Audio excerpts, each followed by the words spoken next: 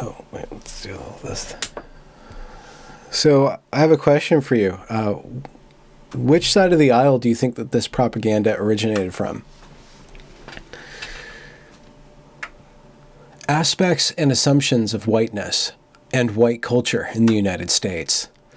White dominant culture, or whiteness, refers to the ways white people and their traditions, attitudes, and ways of life have been normalized over time and are now considered standard practices for the United States.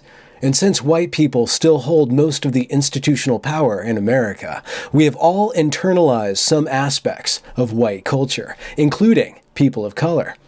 Rugged individualism. The individual is the primary unit. Self-reliance, independence, and autonomy, highly valued and rewarded. Individuals assumed to be in control of their environment. You get what you deserve. Family structure. The nuclear family, father, mother, 2.3 children, is the ideal social unit. Husband is breadwinner and head of the household. Wife is homemaker and subordinate to the husband. Children should have their own rooms and be independent.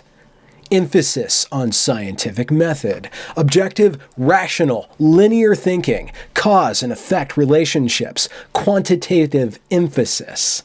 History, based on Northern European immigrants' experience in the United States. Heavy focus on the British Empire, the primacy of Western, Greek, Roman, and Judeo-Christian tradition.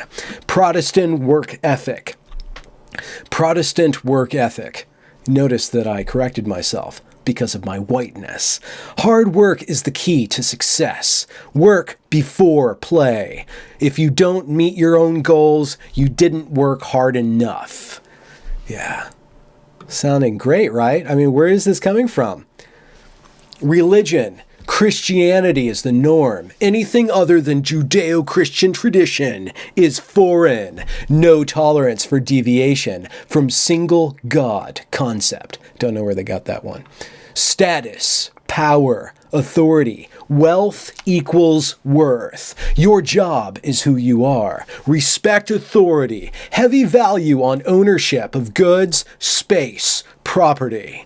Future orientation. Plan for the future. Delay your gratification. Progress is always best. Tomorrow will be better. Time. Follow rigid time schedules. Time viewed as a commodity.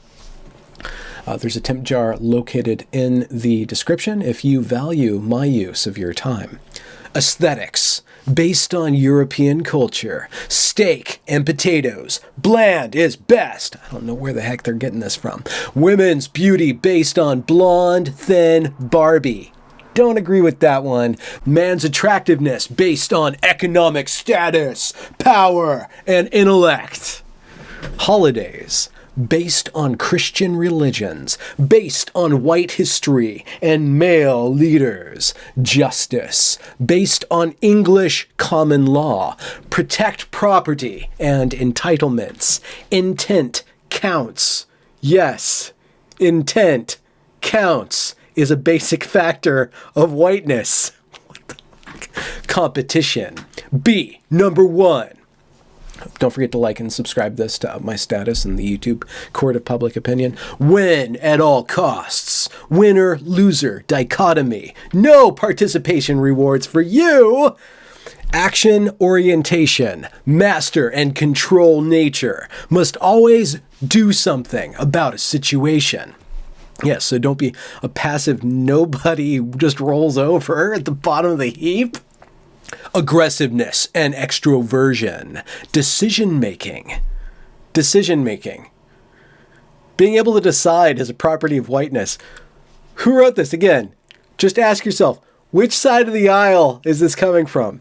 Majority rules when whites have power. Communication. The king's English rules. Yes, because clarity is a function of whiteness. Written tradition. Avoid conflict. Intimacy. Wait, back on the written tradition, we're actually uploading into a verbal tradition now. We're going back to an oral tradition now with the technology at our disposal. I think a lot of people are going towards video and audio and away from the written word, which has its pluses and minuses, but our entire culture, the entire world's going in that direction. So the written tradition is very important to draw upon so that you see how people operate when they're talking across distance and speaking silently to an imagined audience. Very important. A lot of really good work in there. If you diss that, then you're missing that. So, pay heed. But I think that everybody's kind of uploading into a verbal oral tradition. To continue, avoid conflict and intimacy. Wait, what? Don't show emotion. Don't discuss personal life. Be polite. So that was the National Museum of African American History and Culture, or the NMAAHC,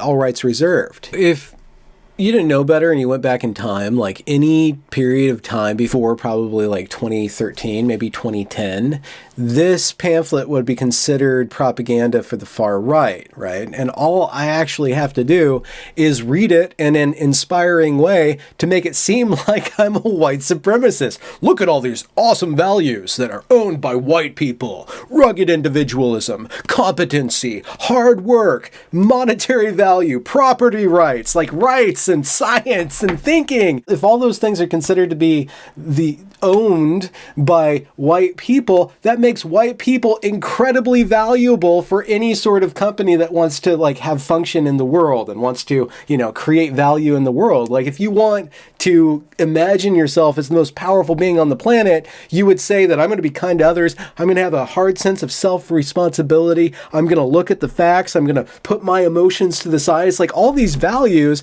are incredibly useful at becoming a competent member of society, and they're being cast into the ownership, unfortunately, of one race of people, barring other people from being able to access those authentically without being seen as some sort of sellout. Now, if the people who made this really believed in this, I don't think that they would have the wherewithal to actually make this pamphlet. The value system that are being attacked in this pamphlet are actually being used in this pamphlet.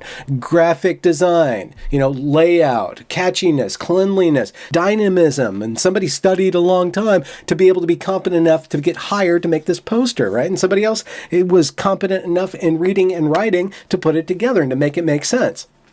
So it's a completely self-defeating ideology that is meant for one purpose. It's all meant for one purpose. It's not meant to cause a solution. It's meant to cause a redistribution. This is something that is being heralded as a way to defeat whiteness. It's a facet of the left indoctrination machine. And what does it sound like? If you read it in the voice that I just read it, not full of shame, but full of pride, where do you end up? What do you sound like? Anyways, another interview and more literature for you guys. Stay tuned. Talk to you later. Bye.